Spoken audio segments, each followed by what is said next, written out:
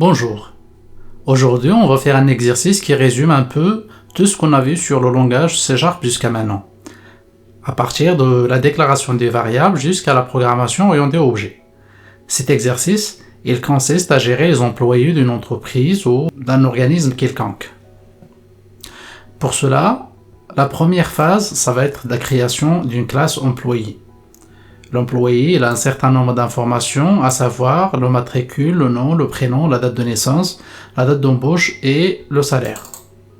Donc là, j'ai ajouté un peu les types, mais pour le moment, je vais juste donner les informations. On va créer aussi le constructeur pour cette classe.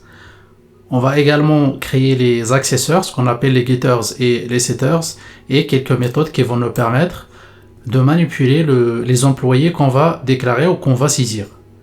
La première méthode, ça va être l'affichage des informations de l'employé. La deuxième, ça va être l'affichage de l'ancienneté d'un employé. Et la troisième, ça va être la méthode qui va nous permettre d'augmenter le salaire d'un employé après un certain nombre d'années d'ancienneté. Et la dernière étape de notre exercice, ça va être la création d'une classe test qui va contenir la méthode main et qui va nous permettre de faire des tests sur notre classe employé. Donc la première des choses à faire, c'est de créer un nouveau projet. Moi, je l'ai appelé TP Gestion Employé, vous pouvez l'appeler comme vous voulez. Et j'ai créé une nouvelle classe que j'ai appelée Employé. Et par la suite, je vais déclarer les variables ou les attributs de ma classe. Donc en respectant ce qu'on avait dit tout à l'heure, c'est-à-dire matricule, nom, prénom, date de naissance, date d'embauche et salaire. Pour le moment, comme vous le voyez, pour le matricule, c'est un int. Ça peut être également, il s'agit d'un attribut alphanumérique, vous pouvez mettre string, mais pour le moment, on va garder int. Donc ça dépend aussi du contexte du projet sur lequel on travaille. Le nom, ça va être un string, et le prénom, ça va être aussi un string, et la date de naissance, comme vous voyez ici, j'ai mis un string. Pour faciliter un peu l'exercice, il y a aussi des type dates qu'on peut utiliser pour ce genre d'attribut, et pour le moment, je vais le garder comme étant un string. C'est-à-dire dans l'exercice, on va utiliser uniquement l'année, on va pas utiliser le mois et le jour. C'est-à-dire pour la date de naissance, on va garder par exemple 1960. Et pour le type date d'embauche, pareil. Et pour le salaire, c'est un double, puisqu'il peut s'agir d'un nombre décimal. La prochaine étape, ça consiste à créer un constructeur pour tous ces attributs. Et donc mon constructeur, je l'ai créé ici. Je commence toujours par un public et le nom de la classe et je donne toutes les variables ou tous les attributs de ma classe. Et par la suite, je fais 10 matricules, reçoit matricule, ainsi de suite jusqu'à salaire. Vous voyez ici, pour les attributs, on a utilisé l'encapsulation avec le mot private pour les attributs. Après le constructeur, on va créer les getters et les setters. C'est-à-dire pour chaque attribut de ma classe, je vais créer un getter et un setter. Et dans la vidéo des getters et des setters, on avait vu comment créer ce genre de méthodes qui sont un peu spéciales, mais qui nous permettent tout simplement de modifier la valeur d'un attribut ou d'afficher la valeur d'un attribut donné. Donc là, j'ai créé les getters et les setters pour chaque attribut. Je vais juste donner l'exemple du matricule. Donc le premier attribut, ça va me permettre de modifier ou de changer la valeur de mon matricule. C'est-à-dire à chaque fois que je vais appeler cette méthode, que j'ai appelé cette matricule, ça va me permettre de lui donner un paramètre matricule et il va l'assigner à l'attribut matricule. Et le deuxième getter ou le deuxième accesseur, je l'ai appelé getMatricule, c'est-à-dire ça va me permettre tout simplement de retourner la valeur du matricule. Et c'est pareil pour le nom, pour le prénom, ainsi de suite pour la date de naissance, pour la date d'embauche et pour le salaire. Maintenant, après avoir créé les différents setters et getters, je vais passer à la création des méthodes. Et ce qu'on a dit la dernière fois, et surtout dans les vidéos concernant les méthodes, ça dépend toujours du besoin ou du résultat qu'on attend dans notre programme. Dans ce cas-là, on a dit qu'on allait créer 3 méthodes. Une méthode qui va nous permettre de retourner le salaire, de retourner l'ancienneté d'un employé. Une deuxième méthode qui va permettre d'afficher ces informations. Et une troisième méthode qui va nous permettre tout simplement d'augmenter son salaire selon un certain nombre d'années d'ancienneté. La première méthode, je l'ai appelée afficher employé. On peut également l'appeler afficher information employé, c'est comme on veut. Pour l'appellation, il n'y a pas de problème, mais généralement, c'est conseillé ou c'est recommandé de commencer le nom d'une méthode par un verbe à l'infinitif et qui ait un peu de sens. Par exemple, on ne peut pas juste créer ici ou écrire ici public void s ou je sais pas n'importe quoi. Par la suite, on va pas se retrouver dans nos programmes. Donc, il vaut mieux donner des noms qui sont un peu significatifs pour les attributs et pour les méthodes. Donc là, afficher employé ou afficher information employé, ça veut dire tout simplement que la méthode va nous permettre d'afficher les différentes informations liées à un employé donné. Donc, pour cela, je vais écrire ici que des console write line. Il y aura plusieurs méthodes de créer plusieurs manières de créer cette méthode. Mais là, moi, j'ai adopté que console write line comme mode d'affichage. Et à chaque fois, je vais afficher le matricule de l'employé et je vais ajouter l'attribut. Donc, ce que j'ai utilisé ici, c'est les getters. C'est-à-dire, je vais récupérer la valeur du matricule ou du nom, du prénom, de la date de naissance, de la date d'embauche et du salaire à chaque fois. Et cela sera précédé avec une petite phrase qui va m'indiquer en fait la variable ou l'attribut qui sera affiché. La deuxième méthode que j'ai créée ici, c'est donner ancienneté, c'est-à-dire c'est une méthode qui va me permettre d'afficher le nombre d'années d'ancienneté d'un employé donné. Pour cela, j'ai créé deux types de variables ou deux variables. La première, je l'ai appelée nombre année ancienneté et la deuxième, c'est une variable n. Et là, dans n, je vais tout simplement mettre la date d'ancienneté ou la date d'embauche d'un employé donné qui est converti ici en int. Parce que tout simplement, le type de l'attribut date d'embauche, c'est un string, là je le converte en int. Après, ce que je vais faire, c'est que dans la variable nombre année ancienneté, je vais prendre l'année actuelle, dans ce cas-là 2022, et je vais soustraire l'année de la date d'embauche. Si l'employé il est embauché en 1960, et on est en 2022, je ferai 2022 moins 1960. Et là, je vais retourner tout simplement cette variable-là et j'aurai le nombre d'années d'ancienneté. Sachez qu'il y a d'autres manières de faire ce genre de méthode. Là, par exemple, je peux récupérer la date actuelle à partir de mon système, c'est-à-dire à partir de mon serveur ou de mon PC ou de mon ordinateur ou de ma machine. Et après, je vais retourner tout simplement nombre d'ancienneté. Ici, j'ai fait une méthode qui me retourne une variable de type int. Et la méthode afficher employé, c'est une méthode qui me retourne rien parce que là, j'ai un void. Donc, j'ai fait ça exprès pour vous montrer aussi les différents types de méthodes qu'on a vues dans la vidéo des méthodes. La dernière méthode que je vais créer, ça va me permettre tout simplement d'augmenter le salaire d'un employé. Donc, je vais procéder de la manière suivante. Si jamais le nombre d'années d'ancienneté d'un employé est inférieur à 5, donc je vais augmenter son salaire avec 2%. Sinon, s'il est inférieur à 10, ou s'il est compris entre 5 et 10, années d'ancienneté bien sûr, donc là, je vais augmenter son salaire avec 5%. Et si jamais le nombre d'années d'ancienneté est supérieur à 10, donc à ce moment-là, je vais augmenter son salaire avec 10%. De son salaire actuel, bien sûr. Donc j'ai trois catégories d'employés, ceux qui ont moins de 5 ans d'ancienneté, ceux qui ont entre 5 et 10 ans d'ancienneté, et ceux qui ont plus de 10 ans d'ancienneté. À chaque fois, il y a un pourcentage différent pour l'augmentation du salaire. Donc pour cela, j'écris ici une méthode qui va me retourner un double, c'est-à-dire le salaire après l'augmentation. J'ai créé deux variables. La première variable, c'est nombre année ancienneté, et la deuxième variable, c'est le salaire, c'est-à-dire le salaire après l'augmentation. Et pour cela, je vais prendre la méthode donnée ancienneté qui me permet ici de retourner le nombre d'années d'ancienneté que j'ai déjà créé, et je vais prendre ce qui va me retourner, je vais le stocker dans une variable que j'ai appelée nombre année ancienneté. Donc, comme vous le voyez ici, j'ai exprès créé cette méthode pour vous montrer qu'il y a toujours une possibilité d'utiliser une méthode qu'on a déjà créée ici pour l'exploiter ou l'utiliser à l'intérieur d'une autre méthode. Donc cette méthode, elle me calcule le nombre d'années d'ancienneté, et comme ici j'ai besoin de nombre d'années d'ancienneté, je l'ai utilisé à l'intérieur de augmenter salaire.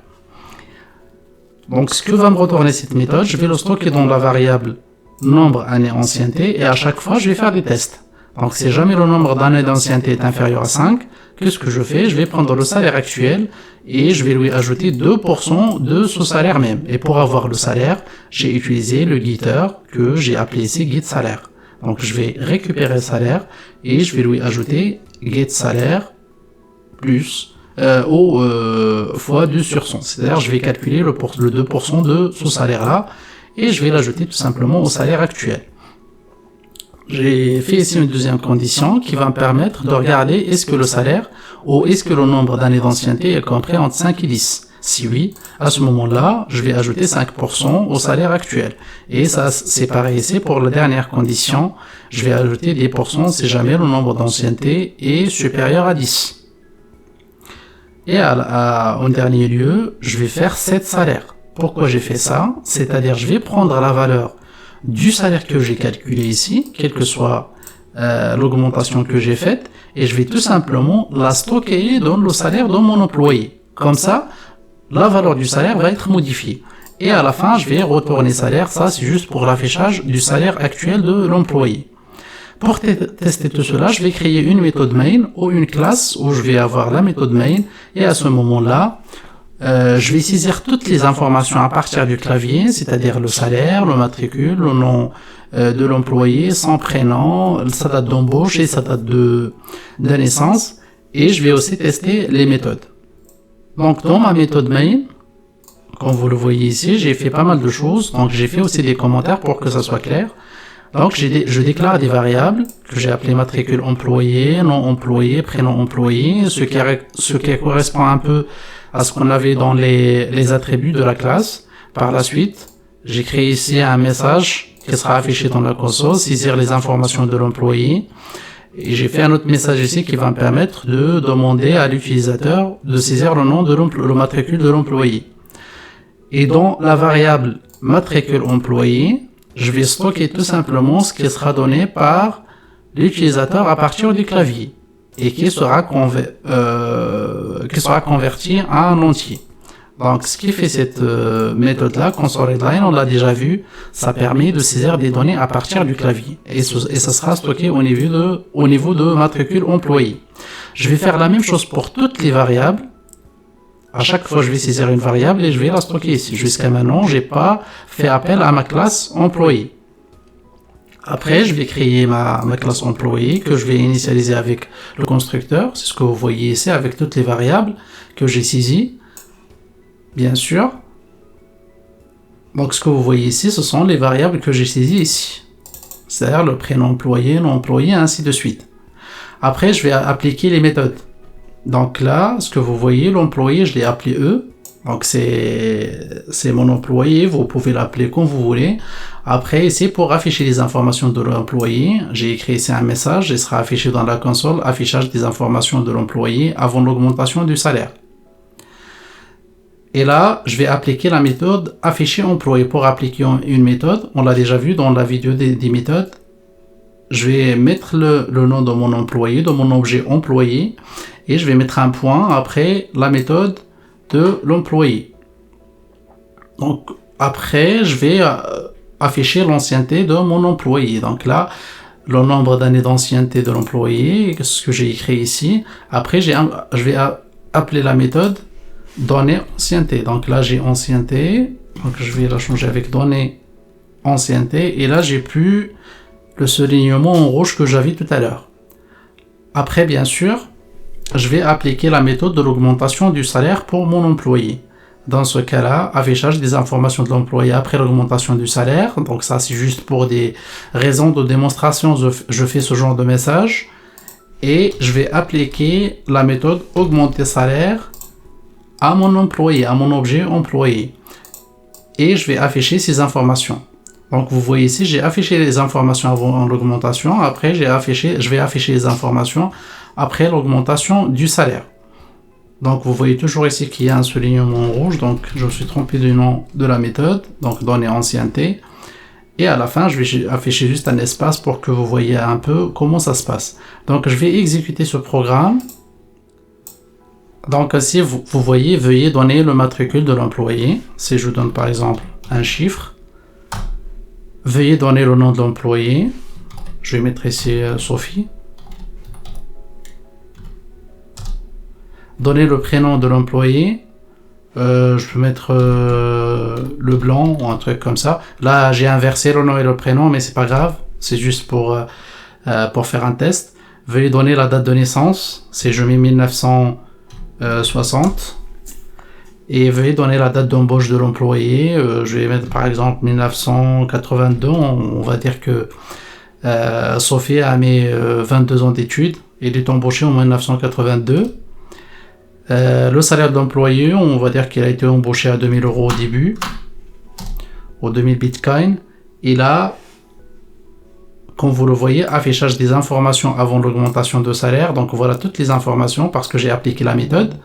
Sophie, le blanc, blablabla, la date d'embauche, la date de naissance, ainsi de suite. Et là, le nombre d'années d'ancienneté de l'employé, c'est 40 parce qu'elle a été embauchée en 1982 et là on est en 2022. Donc c'est 40 années d'ancienneté. Et vous voyez bien sûr que le salaire il sera modifié parce que tout simplement le nombre d'années d'ancienneté toujours il est là. Et malheureusement j'ai pas affiché le salaire. J'aurais dû afficher le salaire comme ça vous voyez le salaire de l'employé. Donc là on a dit 2000 et là j'ai toujours 2000. Pourquoi? Donc il y a un problème au niveau du salaire. Vous lui donnez le salaire de l'employé, donc là c'est 2000. Pourquoi il n'a pas fait l'augmentation? Donc je vais regarder un peu le problème et je vais refaire un autre test. Donc ici sur la console, on a date de naissance et date de l'embauche. Ce sont pareils, c'est pour ça que j'ai pas eu l'augmentation. Donc j'ai regardé dans le programme et tout simplement parce que c'est dans le constructeur quand j'ai créé l'objet employé. J'ai mis ici matricule, nom, prénom, date embauche, date embauche. Donc là, il fallait pas mettre date embauche, mais il faut mettre normalement date naissance. Donc c'est cette variable-là normalement qui devrait être stockée dans date naissance. Si je réexécute le programme, donc je vais donner le matricule cette fois-ci, le prénom ou le nom, je vais mettre le blanc cette fois-ci. Sophie, la date de naissance, je vais garder la même date. Et là, le salaire, je vais garder 2000, comme ça je vais voir le pourcentage. Et donc là, la date de naissance, elle est différente de la date d'embauche. Donc si je regarde un peu l'augmentation du salaire, alors le salaire, il est toujours à 2000. Alors il y a toujours un problème au niveau du salaire.